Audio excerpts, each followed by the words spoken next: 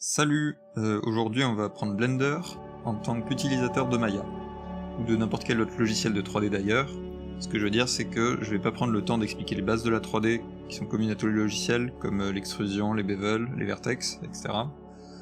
Donc on va commencer par aller sur blender.org pour télécharger Blender, la dernière version qui est la 2.93.1 à l'heure où je parle. Une fois que c'est installé, on va donc se retrouver sur un splash screen, donc on clique n'importe où à côté, ça l'enlève. Donc on se retrouve devant un cube, une light et une caméra. Donc au centre on a le viewport, hein, tout ça c'est le viewport. Tout en haut il y a des onglets, donc il y a layout, modeling, sculpting, etc. Chaque onglet permet de faire un truc différent, et donc ça c'est fantastique parce qu'on se rend compte qu'avec Blender on peut faire un peu tout, enfin tout ce qu'on faisait avec des tonnes de logiciels séparés qui étaient payants, qui prennent de la place sur le disque, donc bon ça c'est bien pratique. Mais dans cette vidéo on va se concentrer sur le layout. Donc je pense que le meilleur moyen d'apprendre c'est de s'amuser un peu avec le logiciel. Pour se déplacer dans le viewport, on utilise le bouton du milieu de la souris. Voilà, on peut tourner autour du cube central actuellement. Si on fait Shift plus le bouton central de la souris, on se déplace en translation. Si on appuie sur CTRL plus le bouton du milieu de la souris, on peut s'approcher et s'éloigner. Voilà, mais le plus pratique, c'est encore de le faire avec la molette. Voilà, bon, pour se déplacer d'avant en arrière. Si vous êtes curieux, vous avez peut-être aussi essayé Alt plus le bouton du milieu. Et donc là, vous vous rendez compte qu'on se clip à des vues orthographiques. C'est bien pratique, mais il y a encore plus pratique, c'est d'utiliser le pavé numérique. Parce que sur le pavé numérique, en appuyant sur 1, on a la vue de face, depuis l'axe Y. Si on appuie sur 3, on a la vue de côté. Si on appuie sur 7, on a la vue de haut. Alors là, c'est pas super clair, je le refaire, mais avec la tête de singe. Donc 1 face, 3 à côté, 7 haut. Pour sortir de la vue, il suffit d'utiliser le bouton du milieu de la souris. Et alors, comment on pourrait avoir une vue de dos par exemple? C'est très simple, 1 c'était la vue de face, si on appuie CTRL plus 1, c'est la vue de dos. De même, 3 c'était la vue de côté gauche, si on fait CTRL 3, c'est la vue de côté droit. Et 7 c'est vue de haut, CTRL 7, vue de bas. Et il y a un autre raccourci très utile, même deux. Le premier ça va être point, sur le pavé numérique. Point, ça permet de faire un focus sur l'objet qu'on a sélectionné. Et l'autre très utile, c'est 0. Si on appuie sur 0, on rentre dans la caméra qui est activée en ce moment. Donc on a appris à se déplacer dans le viewport, super. Maintenant on va déplacer le cube, que je vais remettre. Hein. Hop. Voilà, on clique dessus, si on appuie sur W comme sur Maya, il se passe rien. Enfin il se passe un truc, mais c'est pas ce qu'on veut. Il n'y a pas le gizmo. On pourrait mettre le gizmo. Si on va en haut à droite, il y a... là on peut ajouter le gizmo pour le move, le rotate, le scale, même les trois en même temps. Ah bon, ça marche, hein. Mais je conseille pas de faire ça. On est sur Blender, on va essayer de s'habituer à la manière de travailler sur Blender, qui déjà est plus rapide. Et ensuite, il vaut mieux pas trop le customiser, parce que sinon, à chaque fois que vous verrez un tutoriel, va falloir adapter les actions du tutoriel à votre interface que vous aurez modifiée. Donc on va faire à la manière Blender, on sélectionne le cube, et pour le déplacer on appuie sur G, comme bouger. Donc là on voit que ça le bouge, mais c'est bon, c'est un peu trop libre comme manière de le bouger. Donc si on veut le contraindre sur un axe, on va faire G pour bouger, et si on veut, on va dire sur l'axe Z, qui est l'axe au bas sur Blender, on fait G puis Z. Et puis là, hop, on peut le bouger sur l'axe Z. Si on bougeait sur l'axe Y, on fait G, Y. Et voilà. Et G, X pour l'axe X, évidemment. Alors maintenant pour la rotation, alors déjà je vais quand même le remettre au centre. Pour la rotation, on appuie sur R, comme rotate, et là pareil, bon, ça tourne un peu n'importe comment. Bon, on peut aussi le contraindre sur un axe, donc R, Z sur l'axe Z, RY sur l'axe Y, RX sur l'axe X. C'est logique. Et ensuite, la troisième opération qu'on veut faire, c'est le scale, donc S pour scale, logique. Voilà, on peut scale comme ça, ou on peut scale juste sur un axe, donc SX comme ça, SY comme ça, SZ, hop, comme ça. Voilà, du coup on sait tout faire, c'est bien. Mais bon, on va quand même pas aller très loin en sachant juste déplacer un cube. Donc ce qu'on va faire, c'est qu'on va aller dans le petit onglet en haut à gauche. Là on est en Object Mode. On va passer en Edit Mode. Alors on peut aussi appuyer sur Tab pour faire ça, pour switcher entre les deux. Voilà, c'est bien pratique. Alors là, qu'est-ce qu'on voit tout de suite? Bah, il y a des vertex. Donc ça, c'est assez familier. Donc on peut même cliquer sur ces vertex et les déplacer avec G, comme on a appris. Là, on est donc juste en mode vertex, mais peut-être qu'on voudrait déplacer les edges. Donc pour ça, tout en haut, là, on a un petit bouton vertex. À côté, on a un petit bouton edge. Et à droite, on a un petit bouton face. Donc là, je peux sélectionner les edges et déplacer l'edge. Pour les faces, pareil, je peux prendre la face et déplacer la face. Je pourrais même activer les trois en même temps pour pouvoir déplacer ce que je veux, tout le temps. Donc là, l'edge, là, le vertex. Donc maintenant, on va quand même explorer un peu l'edit mode, parce qu'on a vu que quand on passe en edit mode, il y a plein de boutons qui apparaissent sur la gauche.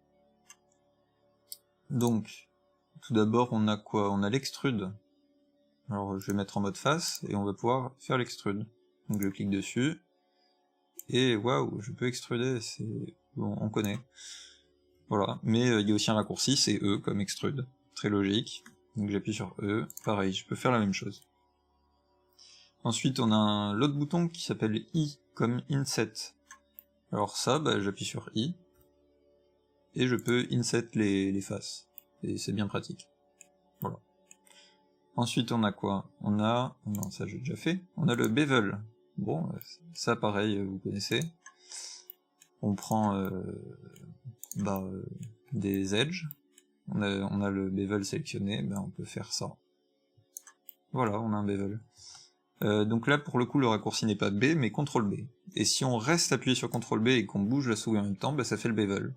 Et si, en plus, on utilise la molette de notre souris, on peut rajouter des petites subdivisions. Voilà.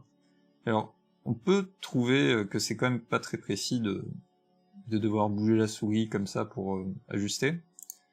Alors si vous cliquez, donc ça fixe le bevel, et surtout il y a un petit menu qui apparaît en bas à gauche, vous pouvez cliquer sur la flèche pour le dérouler, et là bah, il y a plein d'options, il y a la largeur du bevel, ajouter des segments, changer la shape, waouh, je savais pas qu'on pouvait faire ça, trop bien. Voilà, il y a toutes les options de précision, un peu comme sur Maya où c'est plus précis, on le fait avec des chiffres et tout. On a ensuite, donc ça c'est le bouton bevel, on a les loop cut. Bon, bah ça c'est ajouter des edge loops quoi. Voilà, bon. On peut faire ça. Le raccourci c'est CTRL R. Donc hop, je sors. Je peux sélectionner cet edge, faire CTRL R, et là on a un edge loop qui apparaît. Et on peut le prendre, le déplacer. On peut également, là, CTRL R, là je peux, avec la molette, rajouter des edge loops qui sont ajouté de manière égale sur l'edge qu'on a sélectionné. Et tout comme le bevel, il y a un petit menu qui apparaît en bas à gauche, où on peut modifier les choses comme on veut. Et ensuite on a le knife tool, avec K comme knife. Et donc là, bon, pareil, on sait déjà faire. On place des points, et puis à la fin on appuie sur Enter, et c'est bon, la découpe est faite. Donc je crois qu'on a fini les bases de la modélisation, hein. Donc on peut faire un petit projet d'ici la fin de la vidéo. Et donc ce que je vous propose, c'est de modéliser une poubelle, pour jeter Maya dedans. Voilà. Donc on va sortir de Edit Mode, bon c'est un peu moche, donc je vais supprimer le truc. Alors pour supprimer on utilise X, c'est comme une croix, voilà. X, delete, très bien. Donc comment on va faire une poubelle? Bah déjà on va chercher une référence de poubelle. Donc j'ai déjà préparé mes références, là j'ai une magnifique poubelle, là j'ai le logo de Maya qu'on va pouvoir mettre dedans. Donc la poubelle, voilà on l'a pris, vous téléchargez l'image de la poubelle. Et ensuite ce qu'on va faire, on va aller dans Edit, Préférences, et on va ajouter un petit add-on qui s'appelle Import Images as Plain. Donc on check la petite boîte, hop, puis on peut fermer les préférences. Alors ça, ce que ça va faire, bah, c'est bien pratique. Maintenant, on peut aller dans téléchargement, enfin, là où vous avez mis votre image. On prend l'image, on la glisse juste dans Blender, et paf, elle est importée comme plane, et puis on peut l'utiliser comme image de référence. Alors, je vais peut-être remettre la rotation à 0, non, pas celle-là. Sur l'axe X, je mets 90, comme ça on voit bien. Allez, G, X, on le déplace sur l'axe X pour laisser un peu de place au centre. Donc, bah, maintenant il est temps de modéliser la poubelle. Donc, on a un petit bouton Add en haut à gauche. On peut faire Add Mesh Cylindre. Mais on peut aussi faire Shift A. Et pareil, on a ce menu qui apparaît, le menu Add. Et on peut prendre un Mesh. Et on met un cylindre. Voilà. Et là, vous voyez qu'il y a le petit menu où on peut modifier tous les paramètres qui apparaît. Donc on va pouvoir réduire le nombre de faces, parce que bon, 32 ça fait beaucoup, je vais mettre 22, truc comme ça. Bah maintenant on va juste modéliser, hein. Donc je me mets en vue de face avec 1, ensuite on va faire la forme de la poubelle. Donc on prend les vertex du haut G et Z pour monter. Ah, qu'est-ce qui se passe? On se rend compte qu'on a sélectionné que les vertex de devant. Parce qu'en fait dans Blender, on peut sélectionner que ce qu'on voit.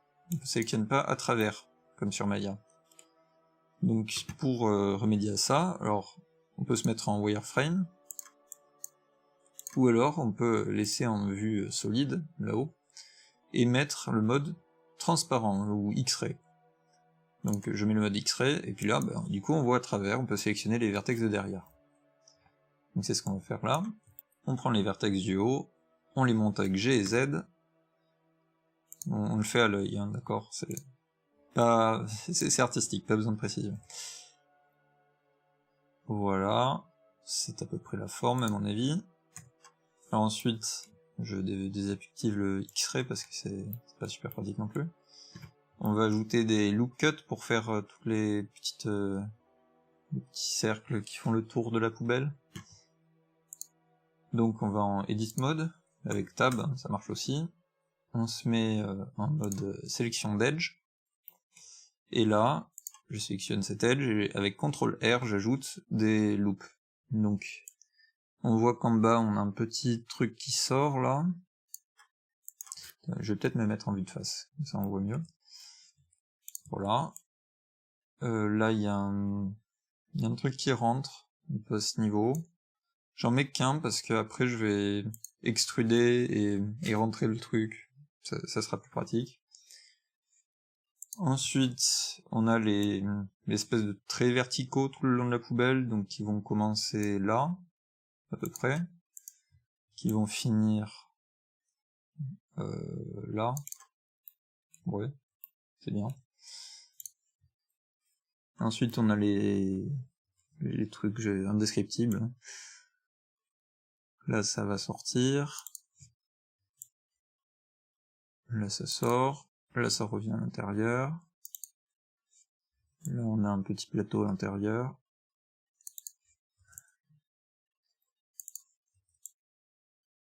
Il y a sûrement un moyen plus rapide de faire ça, hein, mais on reste dans la facilité, c'est un tutoriel débutant. Donc ce qu'on va faire ensuite, je vais sélectionner la loop ici. Donc pour sélectionner une edge loop, on fait Alt et on clique sur un des vertex et ça sélectionne la loop. Donc on a dit qu'on va faire un bevel pour pouvoir dédoubler ce truc. Ah, il y a beaucoup de segments. Avec la molette Jock Aiguille. Voilà, je pense que c'est à peu près cette épaisseur. Et ensuite, on va faire une extrusion à l'intérieur. Mais alors, si je appuie juste sur E comme extrusion, bah ça fait rien. Enfin, c'est un peu nul. Donc on va faire Alt E, et là on a Extrude Face Along Normals. Alors je vais faire ça. Et là, bah, c'est l'extrusion qu'on connaît, le long des normales. Donc bah, voilà, on va le mettre comme ça, hein. Je pense que c'est à peu près ce qui est sur la référence. Là on voit que ça sort un peu sur le bas, bon il y a un peu plus de détails mais c'est pas super important non plus. Je vais sélectionner la loupe de face, et pareil on va faire Alt E, Extrude Face Along Normal, et là on peut le sortir un petit peu, comme ceci. On va faire les trucs du haut là. Donc pareil, on va sélectionner les loupes de trucs qui sortent. Je crois que je me suis planté. Ah non, non c'est bon. Alors là on va juste utiliser un scale, hein, pas une extrude. Voilà, donc, on scale le truc comme ça sort, c'est bien. Ensuite on va faire les autres parties de la poubelle. Donc on sélectionne un truc sur deux. C'est aussi pour ça que j'ai réduit à 22 au début et j'ai pas mis à 32, sinon ça aurait été un peu long. Voilà. Et ensuite, pour avoir les petits effets qui rentrent là, on utilise inset, qu'on a vu tout à l'heure. Voilà. On le fait à peu près la bonne taille. Et ensuite, on utilise S pour scale à l'intérieur. Oups, non c'est bon. Et je trouve qu'on est assez proche du résultat de la poubelle. Alors maintenant c'est quand même assez géométrique, hein. C'est pas très rond tout ça. Donc en tant qu'utilisateur de Maya, on est tenté d'appuyer sur 3 pour smoother le truc. Bon, mais sauf que 3 c'est pas ça. 3 c'est la vue orthographique de côté. Alors ce qu'on va faire, alors déjà on a un petit outil qui, si on fait clic droit sur l'objet, on peut faire Shade Smooth. Alors bon là c'est très smoothé, c'est un peu bizarre. C'est pas super...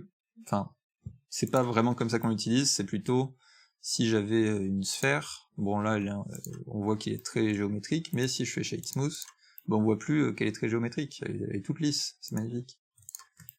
Donc là dans le cas de la poubelle par contre ça détruit un peu tous les détails.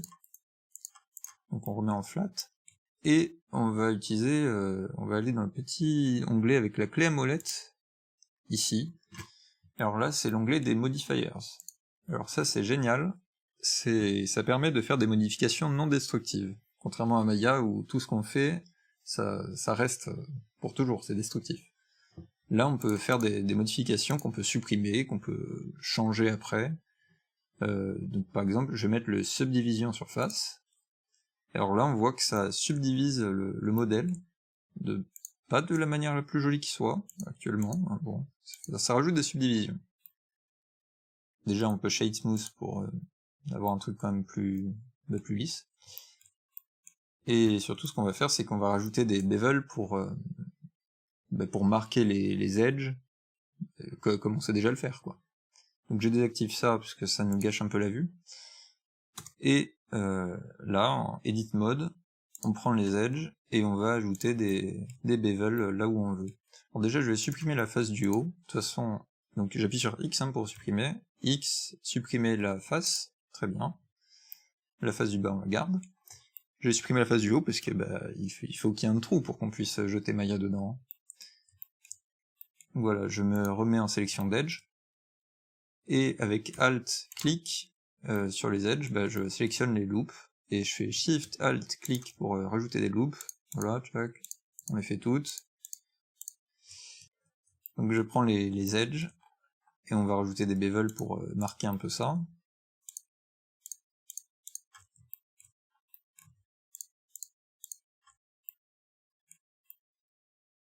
Voilà. Studio, non, on s'en fiche. Donc, CTRL B, je vais juste cliquer, et puis là, du coup, j'ai le menu qui apparaît, je le mets à 0,01, et là, si on réactive la subdivision, on voit que les edges sont bien marqués comme on le voulait, mais pas encore sur les traits verticaux du milieu. Donc maintenant on va s'occuper de ça. Je vais juste me mettre en vue orthographique, je vais activer le X-Ray, et là je sélectionne toutes les faces. On désactive le X-Ray, voilà, tout est sélectionné. On va mettre un gros bevel à tout ça. Là j'ai réactivé la subdivision pour qu'on voit bien le changement qui se produit. et je le mets à 0,001 comme l'autre. Et voilà. Donc on va juste maintenant rajouter le petit logo de Maya, donc pareil, le petit logo de Maya, vous allez le chercher, hein, vous le téléchargez. Et là on va pas l'importer comme plane, comme la poubelle, parce que ça va pas être une référence, là on veut juste rajouter l'objet. Donc je fais Shift A pour ajouter un plane, je le déplace un peu là pour qu'on voit. Alors là on va aller dans l'onglet Shading. Dans l'onglet Shading, j'appuie sur le point sur le pavé numérique pour faire un focus sur l'objet. Et donc là, on va ajouter un petit matériau, et on va mettre le logo de Maya. Donc je prends le logo de Maya. Hop. Je mets la couleur dans la base color. Voilà, on a le logo de Maya, c'est magnifique. On va maintenant prendre le logo de Maya, le rotate sur l'axe X, et là, plutôt que de le faire à la main, parce que c'est un peu chiant, j'appuie juste, donc j'ai fait RX, et maintenant j'appuie sur, je tape 90 sur mon pavé numérique, pour que ça fasse 90 degrés, Enter, je le mets en vue de face, comme ça je peux bien le placer, il est un peu gros, on le scale, on va le pivoter aussi, parce que c'est plus rigolo comme manière de le faire tomber dans la poubelle, voilà, oui donc, pardon, un truc que j'aurais dû expliquer. Là, à gauche, on a le truc wireframe, la vue en wireframe. Là, on a la vue solide. Ensuite, on a la vue de shading, où on voit les matériaux.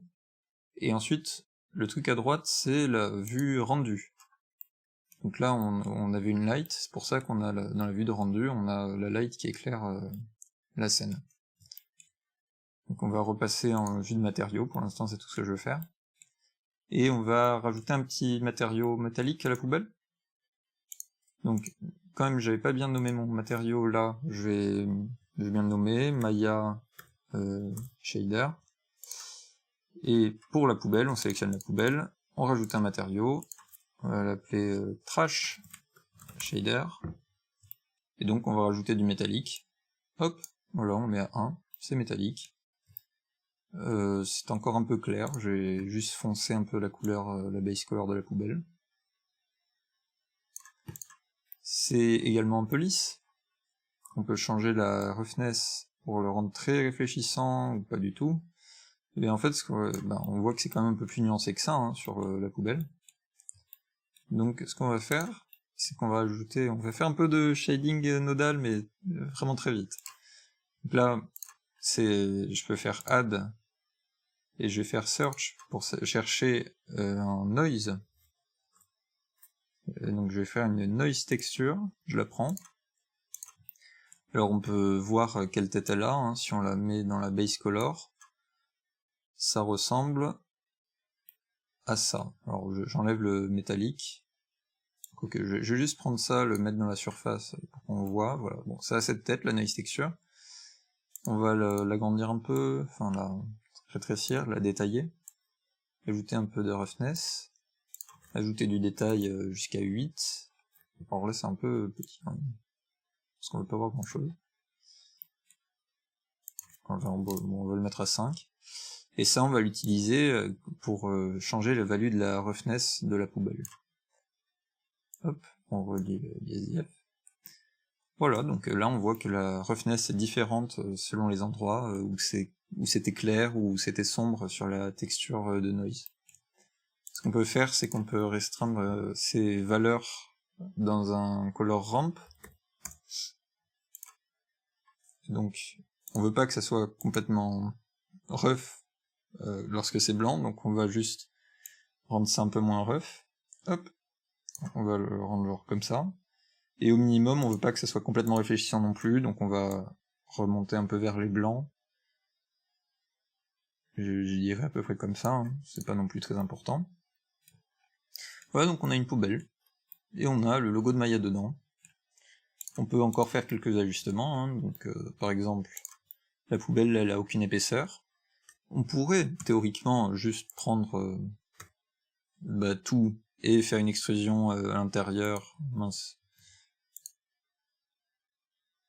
Mais bon, déjà ça rajoute beaucoup de géométrie, je sais pas, hein, c'est peut-être pas super efficace. Ce qu'on peut faire en revanche, c'est ajouter un modifier qui s'appelle Solidify. Et alors ça, on peut juste en fait faire une extrusion qui n'existe pas dans la géométrie, mais qui est présente au rendu. Donc déjà, ça allège énormément les scènes, et en plus, c'est non destructif, je peux changer l'épaisseur comme je veux, quand je veux, je peux la supprimer, je peux la remettre, c'est très pratique. Voilà, on va la laisser à 0,01, ça m'a l'air d'être une bonne valeur. Et pour le logo de Maya, on va lui donner un peu d'épaisseur aussi, hein, même si c'est pas non plus super logique. Voilà, on va le mettre un peu comme ça. Ça m'a l'air bien. Et donc ensuite on va passer au rendu. Bon, ça va être très succinct, hein. Je vais pas faire un tutoriel détaillé là-dessus. Je vais prendre l'image de la poubelle, on va la supprimer avec X, voilà. Alors là on va se mettre en vue rendu, et on voit bon que c'est pas super intéressant comme rendu. Donc, déjà on va supprimer la point light, parce que les point light c'est nul. On va ajouter une HDRI. Donc pour ça, là on était sur la poubelle par exemple, on était dans l'onglet modifier, bah là je vais aller dans l'onglet avec une petite planète, c'est les propriétés du monde, et là on a une couleur grise, qui est pas super intéressante, donc je clique sur le petit point, et je vais mettre une environment texture, donc c'est une HDRI, donc je vais ouvrir une HDRI, hein, qu'on va chercher sur HDRI Haven, j'ai pris celle-là parce que elle est jolie. Donc, voilà, je vais dans les téléchargements, c'est celle-là. Je l'ouvre, et voilà, on a notre HDRI. Bon, le problème c'est qu'elle apparaît, et c'est pas... Bon, on veut pas la voir en fait, hein, sur le rendu. Donc, là on était dans l'onglet monde, je vais dans l'onglet presque tout en haut, qui est l'onglet des propriétés de rendu. On va descendre dans le petit truc film, et là on va mettre transparent, voilà, comme ça on ne voit plus le fond, et on voit seulement l'effet de notre HDRI. Alors là le lighting quand même, c'est un lighting d'HDRI, peut-être qu'on peut rajouter un peu plus d'intensité. Donc j'ai rajouté une sunlight, c'est-à-dire une directionnelle dans Maya. Je fais Shift A pour Add, et là on va pas ajouter un mesh, on va ajouter une light, sun. Je prends mon sun, je le déplace avec G. Avec R, je rotate comme ça. Mais on voit qu'il n'a pas beaucoup d'effets, c'est parce qu'il n'est pas assez puissant. Donc là, on va monter sa force à 3, même 5.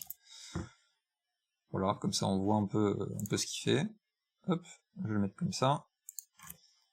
De haut, on va le déplacer, on va le mettre comme ça. Voilà, comme s'il a un peu plus d'effet sur la poubelle. Et je vais en mettre... non, c'est bon, en fait, ça suffit, je pense. C'est suffisant. On pourrait éventuellement mettre un petit plane pour poser la poubelle dessus. Voilà. Quoique, c'est pas non plus... c'est pas très nécessaire.